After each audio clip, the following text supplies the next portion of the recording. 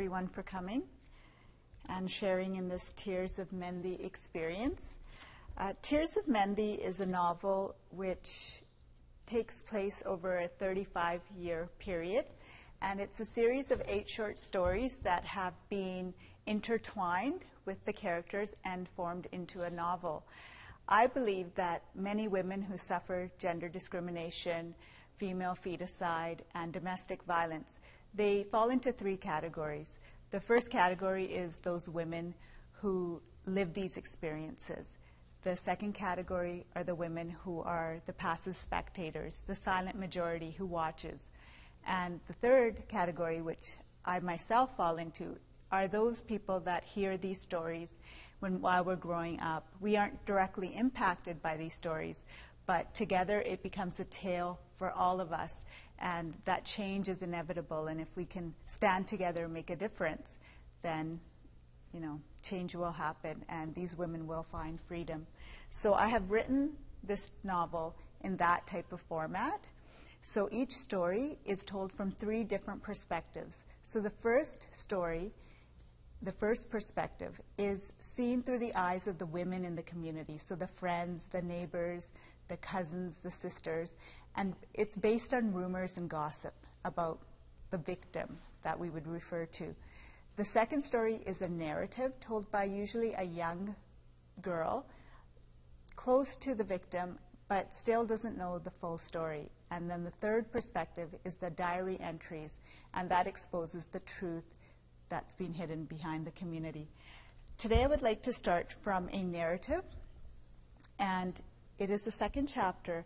It is narrated by Kiran, who is a young girl, and the characters involved in this story are her mother, Manjeet, who has an obvious speech impediment, her father, and a close relative who has come to stay with her by the name of Satinder. And this chapter is titled Satinder, which means truth. Go outside, Kiran. My feet were planted solidly on the floor.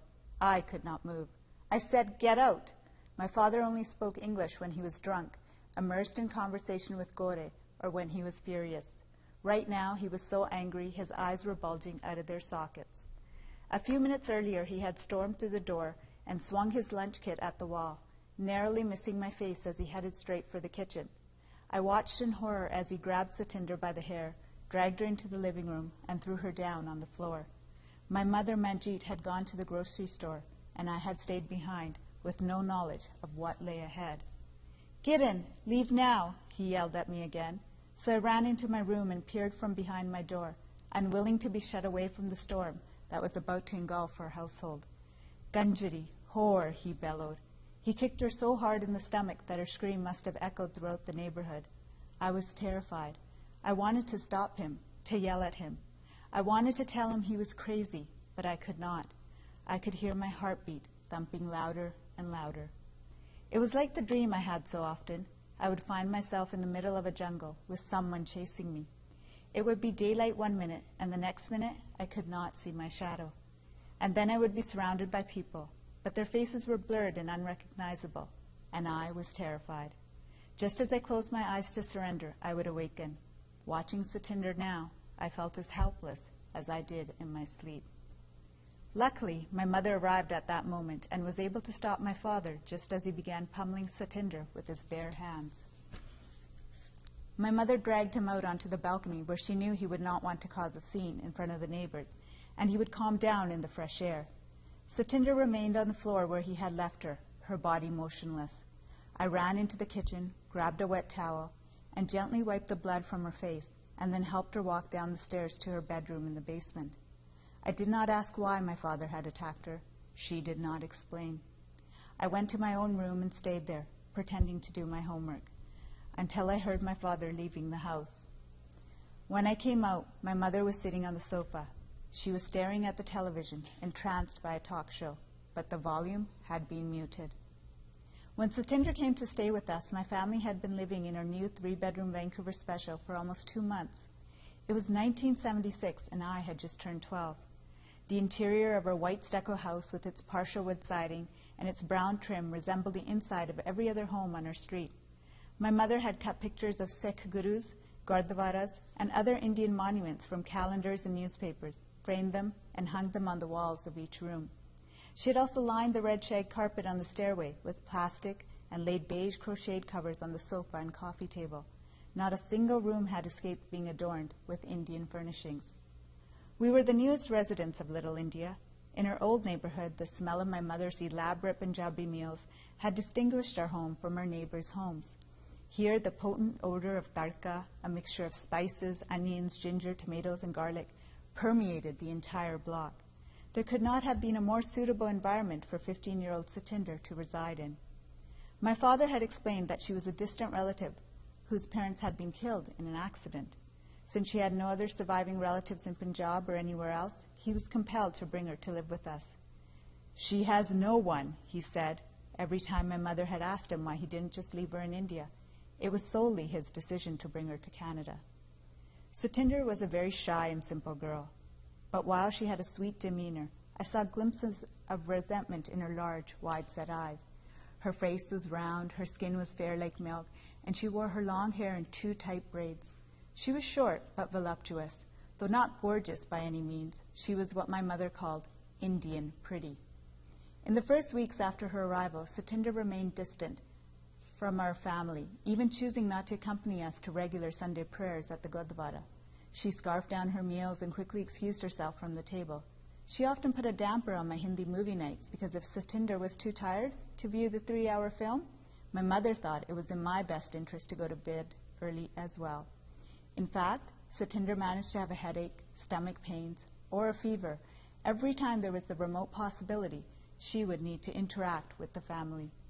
"It'll take her some time to adjust to a different country, strange language, and unfamiliar people," my father would reassure us. My parents tried hard to please Satinder. The only time I had been to Stanley Park had been on a school field trip, but for Satinder, my father planned a special outing. However, she sauntered through the park as if she had been there a dozen times, turning her head away when he would point out new sights. My father seemed hurt, but he would always try again. He took her to the Capilano Suspension Bridge and Chinatown, but to no avail. My mother was not one to show affection, but she made many attempts to help Satinder feel at home. She served jalebis and other sweet fried desserts with Satinder's morning tea. Although I was not allowed to consume any sugar until the afternoon. While I had to eat all my dal and roti, so I had no room left for treats, Satinder was told to pace herself so she could also enjoy the kheer. Then, since Satinder did not like to go shopping in her unfamiliar surroundings, my mother would make trip after trip to Woodward's until she found clothes that were the right size and fit for Satinder. And just when I thought she could not get any more special treatment, my parents moved her from the small bedroom upstairs down to the suite on the ground level of the house so she could have her own space. "Guests are a reflection of God," my mother would say. "These are our Punjabi values, and they'll not be compromised." Where Satinder was involved, my father would dispense cash as if he were the Maharaja of Vancouver, though my mother still constantly reminded me that we could not afford to spend on meaningless luxuries.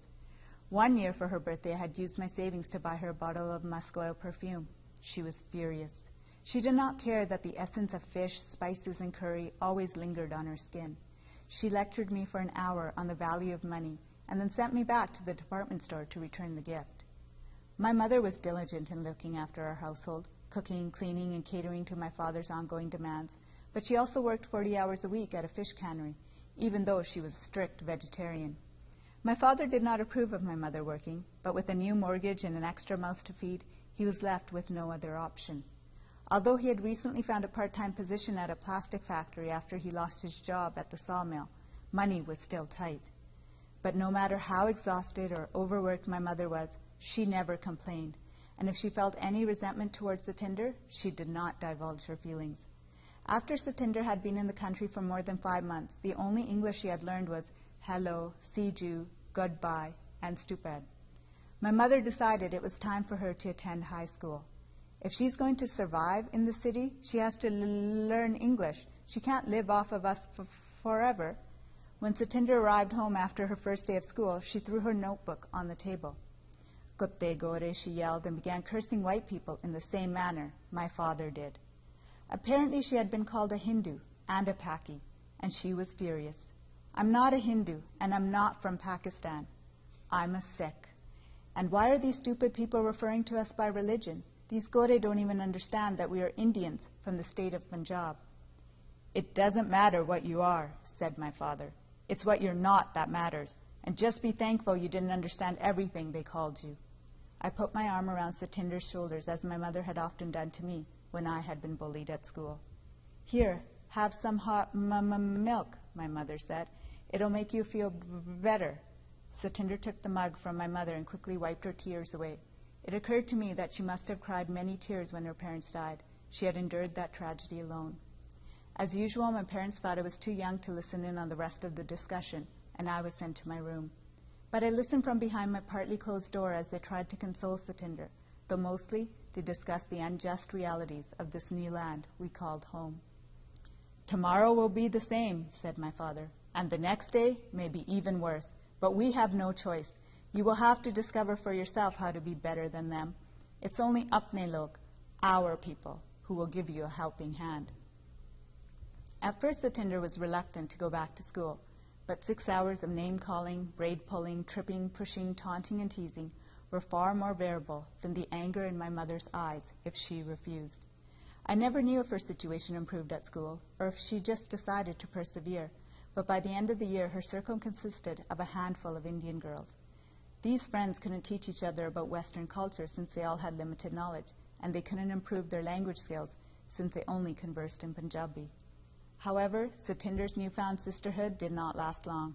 The other girls' parents began to withdraw them from school one by one, probably believing, as many Indian families did, that their time would be better spent earning wages at nurseries, berry farms, and greenhouses, rather than trying to assimilate into Canadian culture.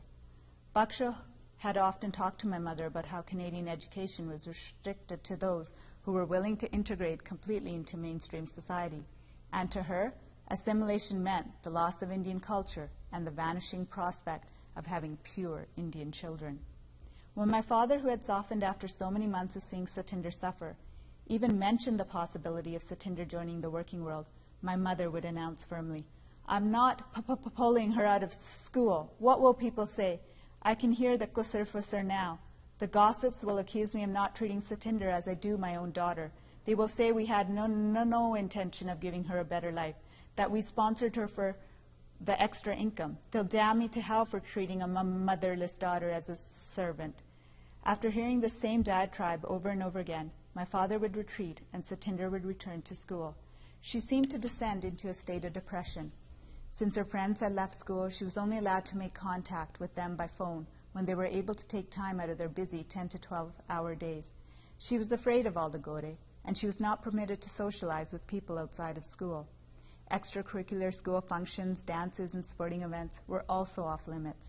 School was simply for academic purposes, as my parents and their friends believed that these other activities steered young girls toward corruption.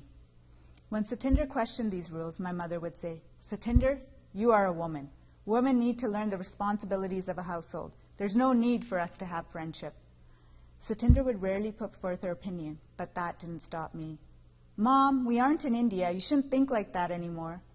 Just because we're not in India, she would say, it doesn't mean we're not Indian. Living in Canada doesn't make us gore.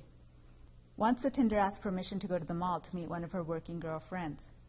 Women from respectable households don't go gallivanting to the mall. Gideon's father would never allow it, my mother replied. She never addressed my father by his first name. To do so would be falling into an awful Western habit.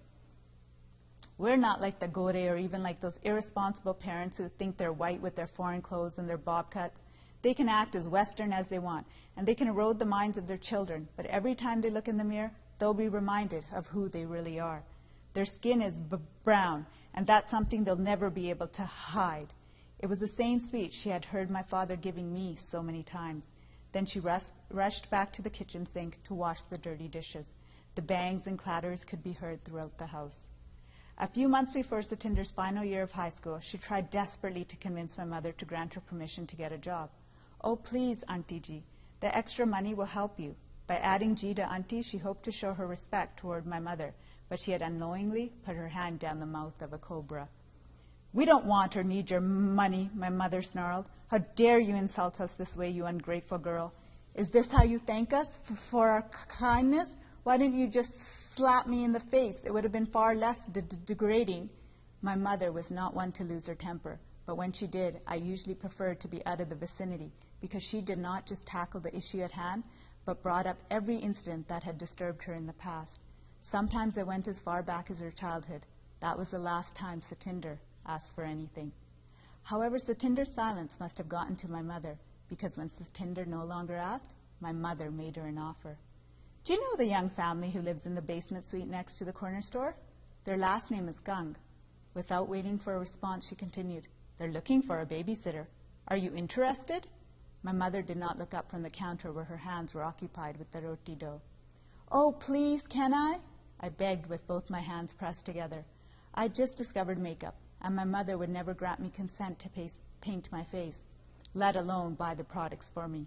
Babysitting money would secure plenty of pink lipsticks and shimmery eyeshadows, and I would no longer have to sneak out of the house early and meet my Godi friends in the school parking lot to borrow their cosmetics.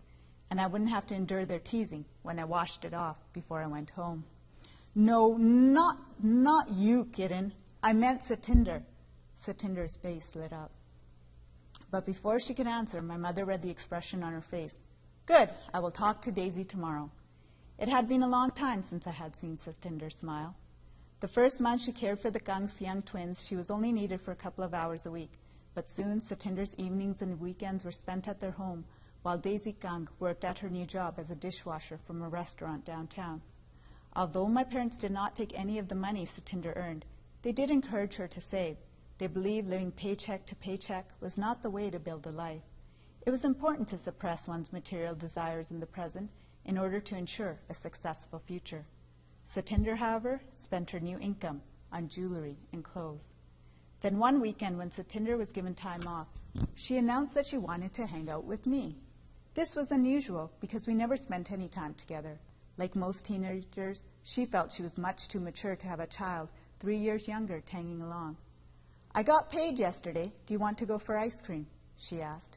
Although I was curious about her intentions, I accepted the offer. Perhaps she had realized I was growing up and not an embarrassment after all. I'll go, but you have to ask Mom. Fine, Satinder replied. She wandered over to my mother, pretending to show an interest in the way she cut the vegetables for the cauliflower sabji. Auntie Ji, can we please go for ice cream? We won't be gone long. You can go, but hurry back. Gideon's father will be home soon. The laundry is piled up, the sinks are overflowing with dishes, and he's going to demand dinner as soon as he walks through that door. I did not believe my mother's mind had absorbed Satinder's request because she constantly monitored my sugar intake. She was worried that if I put on any more weight at such a young age, I would never slim down. God forbid anybody would want to marry a fat girl, but she was inundated with the household chores as usual, and my sweet tooth was grateful. The closest Dairy Queen was 8 blocks away, and by the time we made it through the pouring April rain, I was ready for my treat. I didn't question why Satinder craved ice cream on a day like that. I was too concerned with the amount of fudge the clerk was adding to my sundae. Hello, Satinder? A low voice greeted us from behind. I turned to see who could have possibly befriended a girl who rarely left her house. He was tall and dark, his teeth were a little crooked, and he had one lazy eye. He looked like he wasn't sure if she was the right person. Yes, hi, she said almost eagerly. She placed a hand on my shoulder to turn me toward the counter. Look, she said, your sundae is ready. I pretended to be interested in my ice cream, but when they thought I wasn't looking, I saw the man quickly slip Satinder a note, and she hid it discreetly in the palm of her hand. He said a hurried goodbye and disappeared in the crowd of fast food patrons, not stopping to make a purchase. Later I mentioned nothing of this meeting to anyone, not even my mother. I was convinced that she would only draw attention to my inability to keep secrets, and then lecture me on the importance of minding my own business. You're a child, she would say. There's no need for you to meddle in adult affairs. You'll have plenty of time to gossip when you become a woman. It was not long after that meeting at the Dairy Queen that my father assaulted Satinder, and probably would have killed her if my mother hadn't intervened. But I waited a few more days before I finally mustered up the courage to ask my mother why he had behaved like an animal. In the back of my mind, I knew that asking was not a bright idea, but I had to know. Smack, cuss Manukani, chup kar, shut up. Don't ever ask me again, or you'll be the next one to get a beating. What goes on inside these four walls stays within these walls. Do you understand? She asked, giving me a firm shake. Then she announced that I was to give Satinder the silent treatment from now on. In our world, Satinder was now a stranger. I nodded, my mouth too dry, and turned up the television to drown out the silence. Several days later, my mother made another announcement. Your father and I are going away for a few days. Mrs. Gill will be staying with you. If this had been any other time, I would have asked 1,000 questions, and then I would have pleaded to go with them. But this was different. There had been so much tension in the house lately that the change was welcome. Besides, Mrs. Gill would let me try on her heels and maybe even teach me how to comb my hair, all fancy like she did. And I would be able to talk to Satinder again, and she could finally tell me what had happened to make my father so angry. I knew I would never get it out of Mrs. Gill. My parents had most likely crafted some kind of story to settle her curiosity, because if anyone in the neighborhood, including Mrs. Gill, had discovered the truth, no one would ever confess. They would just circulate the story throughout the community without my family ever knowing. But clearly, Mrs. Gill had been their best option. They would never have asked Buckshill, because she would have talked my ear off trying to find out what had really happened. The next morning, when I woke up, I found Mrs. Gill asleep on the sofa. My parents had left in the middle of the night and taken Satinder with them. They did not return for 2 long weeks, and by then Mr. Gill had also started staying overnight. But Satinder did not come back with my parents. I was told she had returned to India to live with other relatives, which was strange, as I thought the only reason Satinder had come to live with us in the first place was because she had no family in India. But I dared not ask, because as far as my father was concerned, Satinder had died on her living room floor that horrific afternoon. So the next section goes on to Satinder's diary, and this is where you learn what actually happened to Satinder and who she really is. I will read a few excerpts from here. July 10th, 1975. When my father abandoned Mother and me, he had never thought twice about leaving us at the mercy of his wretched mother. He lives comfortably with the other wife and daughter far away, while we live in fear each day that the Churdail, that witch, will put us out on the street. All these years she has hated us. Mother has to hear daily how she did not bring a sufficient dowry with her when she married that woman's son. But it's not only the size of the dowry that eats away at that greedy old woman. She blames Mother for not producing a boy. They tried for many years before I was born, and he married that other woman only 2 years later. I guess my mother was out of chances. Now, beating Mother no longer satisfies my grandmother's evil soul. Her tongue has also become the home of Satan. And still, Mother says my father is a good man and did not want to remarry but was forced to. She continues to love this man regardless of how he betrayed her. Her life purpose has been to worship her husband, if he were her Lord. When she was very young, her mother embedded the belief into her brain that not only is she to love him until death separates them, but she is also to serve his family, even if it kills her. The Churdail never touches me, saving her wrath for my poor mother. She simply pretends I do not exist. I have always asked why we pretend that everything is fine. Why does it matter so much what the villagers think? Mother always gives the same disheartening speech. Once a woman is married, she only leaves her husband's home in a coffin. No matter what the injustice is, we must be obedient. It is our duty. When we are young, we are our father's property, and once we marry, we belong to our husbands and their families. You will understand when you become a wife and mother. A woman's second name is sacrifice. October 4th. I came home from school today to find Mother curled up in a corner of the kitchen. The Churdail had whipped her with a rolling pin after Mother burnt the key, because she was busy dusting the Churdail's room. I do not know how much more of this she can take. I'm not permitted to fetch a doctor. Mother fears that people will talk, which will only result in more beatings. She says that even those who want to help will not. I must go now. I hear Mother crying softly, hoping I will not notice. I usually cry louder than that when I cling to her for comfort. I try to convince myself that this makes her feel she is still needed and loved, but this time I am afraid to hold her. Her body is the color of day-old Mehndi from head to toe. February 21st, 1976. The Churdail struck Mother with a broom handle today. Mother was feeling ill and had gone to lie down for a while. I sat with her in case she needed anything. She had not been gone longer than 15 minutes when the churel poured a bucket of cold water on Mother's face. Then she dragged her by her hair down the stairs to where the dirty dishes were waiting. Who will do this work? Do you think your cheap father is going to come and clean after you? I feed you and you can't even pick up the dirty dishes? Kutti, you bitch. I'm sorry, Bebiji. I was feeling nauseous. She did not let Mother explain. She reached for the broom that lay next to her foot and smacked her with it. Mother fell to the floor after one blow. Her hands went up to protect her face, and she pleaded for the attack to end, but it did not. The churel threw the broom down, the handle just missing Mother's eye, and began to kick her in the stomach. I tried to stop her. I yelled and screamed, only to get the brunt of her anger across my face. Then she picked up the broom, hit Mother one last time, and retired to her room for the evening. As soon as she disappeared behind the dark curtain, Mother yelled at me for getting in the way. Afterwards, she wiped away my tears and told me I was a strong, brave girl, and I helped her wash the dishes. I often have dreams of strangling the churel in her sleep. I hope I have the courage to do it soon. June 4th. It has been 3 days since she locked Mother in the storage room. I am not allowed to see her. If she catches me sneaking food to her, the churel will lock me up too and leave us both to rot. Every night I go to the door of the storage room and listen to Mother's whimpers. I call out to her once in a while, just to make sure she is still alive. She tells me to go away.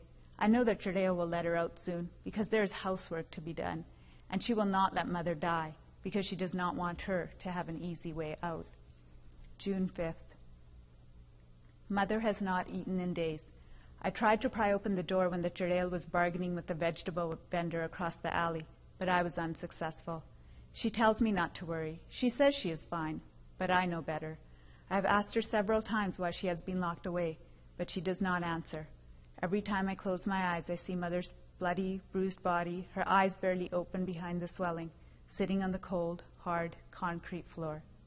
October 31st. If only I had come home from school a little earlier.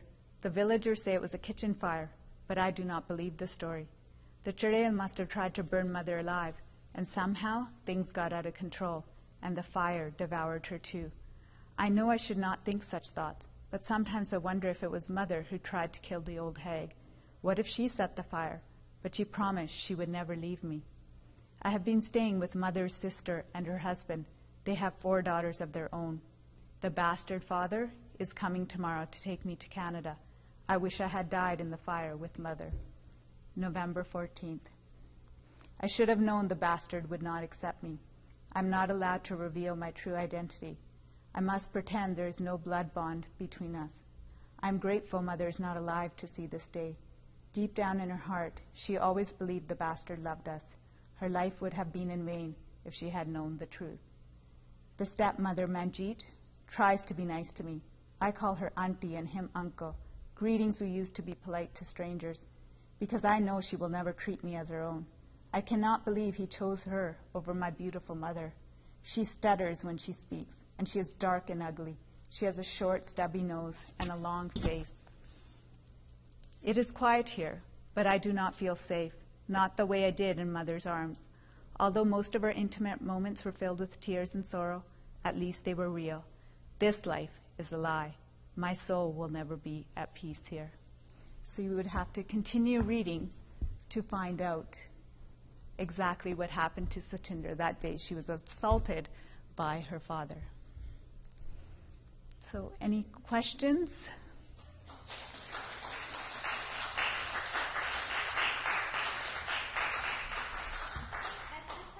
Open up the floor for any questions, but perhaps I'll start. Sure.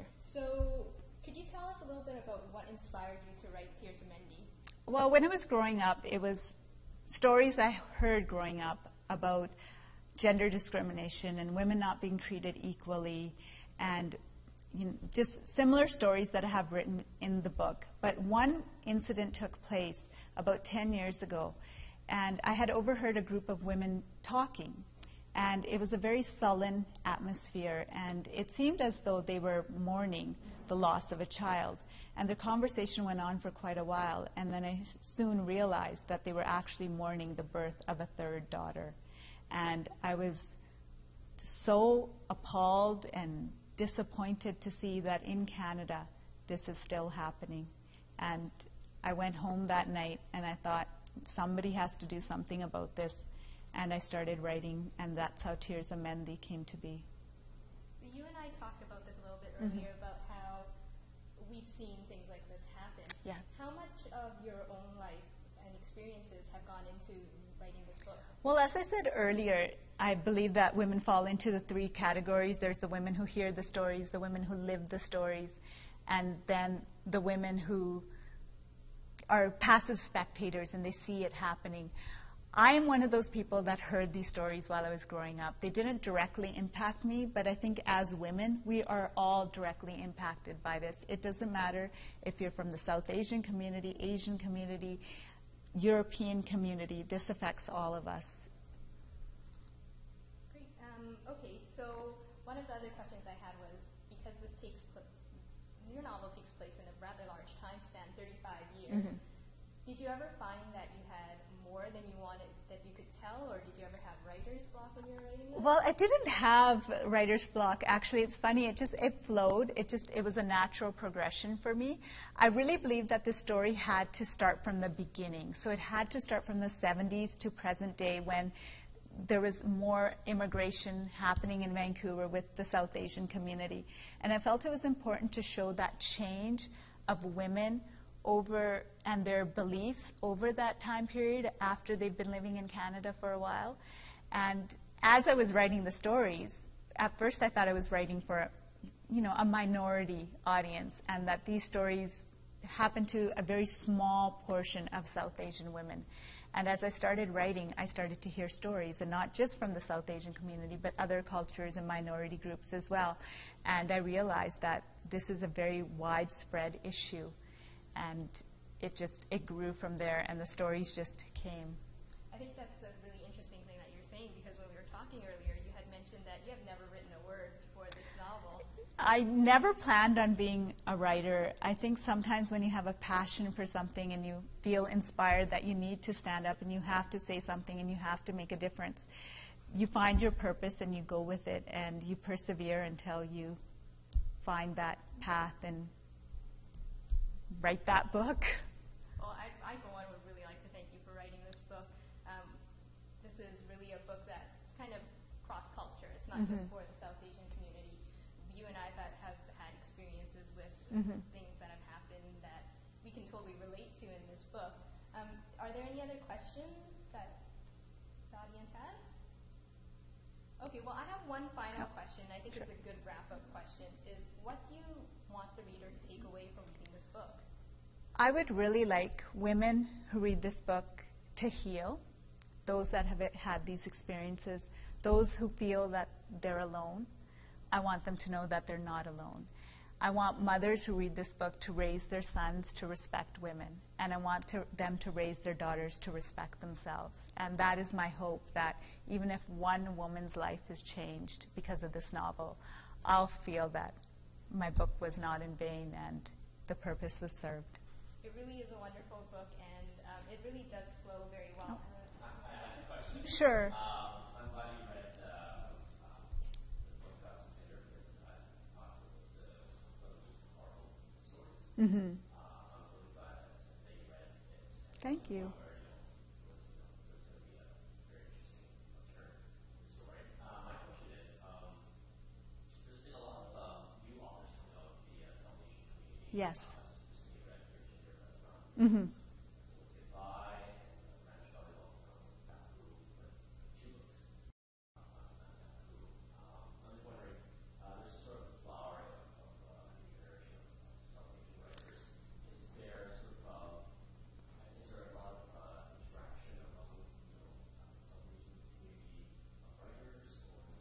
Well, honestly, with South Asian writers, they are finally, South Asian writers are standing up and taking on these careers that we're not probably used to, that we never were exposed to before.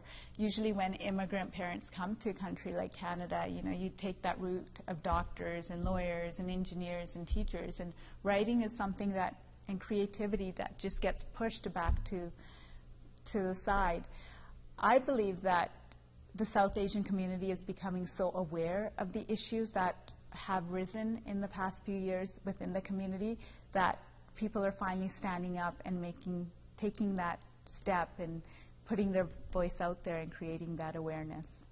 I guess a follow-up to that is that sort of in the East Asian community, you sort of have Asian Gay Writers Workshop, Pressing the Right, sort of like a network of writers who are sort of kind of know each other, sort of collective. South Asian community. Is there something similar? I think it is so new that I honestly have not heard of, here in BC or in Canada, I have not heard of any type of South Asian Writers Association, especially for those writers who write in English. I'm pretty sure there's one for those who are writing in Punjabi or other languages, but I think this is so fairly new that hopefully soon, very soon, that there will be. And there will be more youth heading into this direction and this field as well. Yes?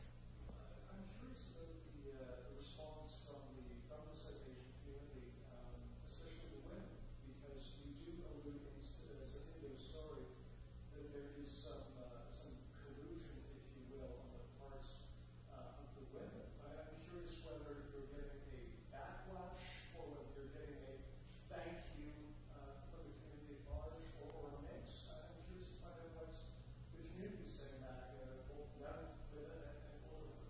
Well, the response from the South Asian community, especially from the women and also the men, has been so positive and so supportive. I think people are finally willing to talk, and they really want that change. That I'm getting emails about women telling me their stories and thanking me for writing this. And it is true that in my novel, I have portrayed that it is sometimes the women in the community that perpetuate the gender discrimination. And I feel that it's not because they want to, but I think that's just the way they've been raised. They don't know any better. They've been raised to feel that they're inferior. And they've accepted that type of lifestyle. And a lot of these women, if you go on to read the book, you will see that they'll get together in the community and they'll gossip about the other women and they'll point fingers at the other women. But it's really to hide their own suffering, their own pain, because if they kind of turn their face away from what's really happening in their life and focus on other people's lives, maybe the pain will be more bearable. And I think that when you are silently suffering that way, you're just causing other women to suffer along as well. And if women would actually unite together and stand together and be each other's friend rather than be each other's worst enemy in these type of situations, I think change is inevitable. Thank you. Do you have any further questions? Yes. Yes.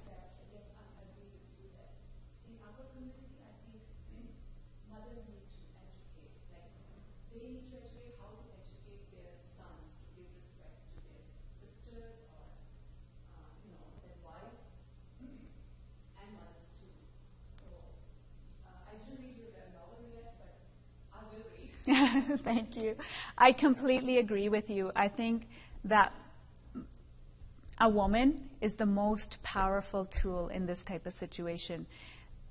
The mother is the one the mother gives birth, the mother gives life.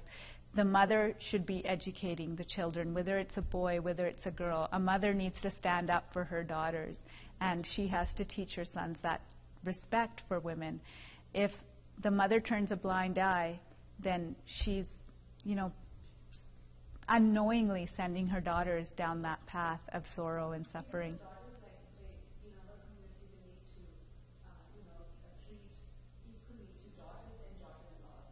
Yes. I think it's a matter of... Yes, yes.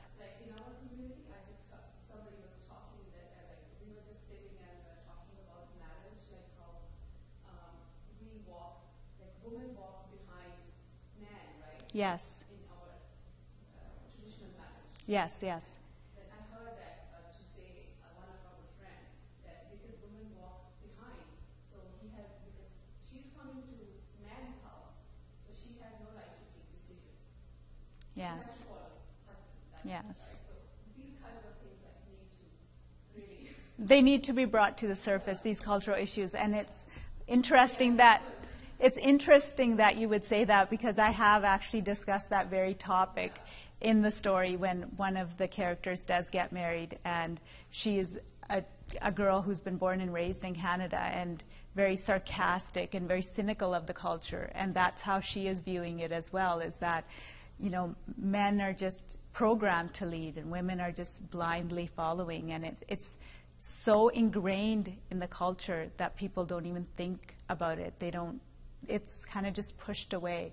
And it's quite unfortunate that, you know, the Punjabi culture is very beautiful. It's so rich in language and music and food and family and values.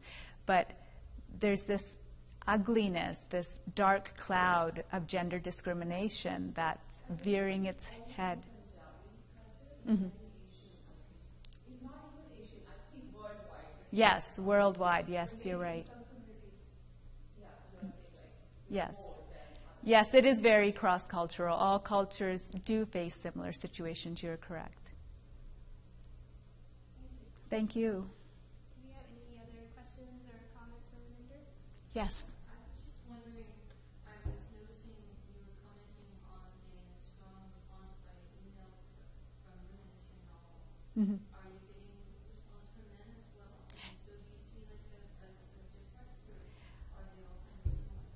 I have been getting a response from men, but it's not as strong as women. I do remember receiving one email from a gentleman who said that, you know, he's had conversations with other men about gender discrimination and about the novel, and, you know, he was saying it's a great idea that someone's doing this, and he didn't find that he was being supported on his ideas.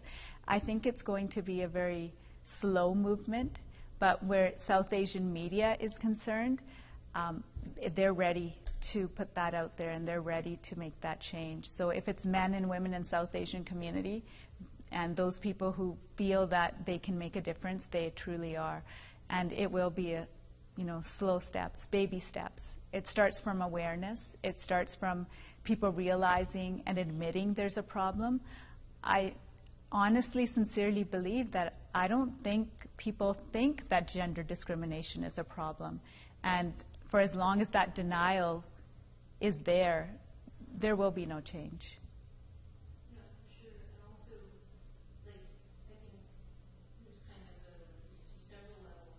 There's just a perception often that women tend to read more and are more interested in fiction. Mm-hmm. So it's hard to invite male readers in, and it sounds like your novel in particular could be viewed as kind of a women's novel that is directed towards that audience. Mm-hmm. Are there any experiences like that? Yeah, it is considered a women's fiction, but I have had quite a few men that have read the book and do agree with it. But it's unfortunately at this time, I guess, if women, it is aimed at women, and women need to take that step, and I think eventually it will spread towards men as well. Baby steps, yes, baby steps. The awareness, once the awareness happens, the denial is gone, then we can work together. Do we have any other questions or comments?